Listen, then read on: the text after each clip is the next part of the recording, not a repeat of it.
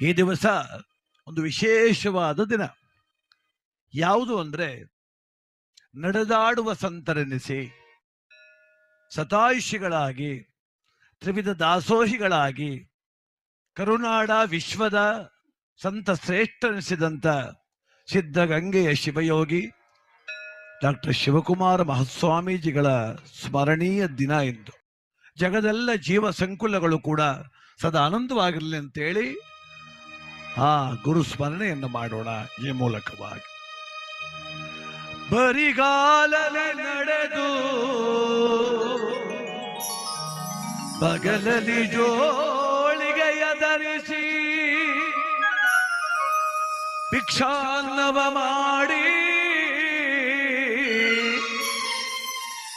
ಮಕ್ಕಳ ಸಲಹಿದ ಮಹತ್ಯಾಗಿ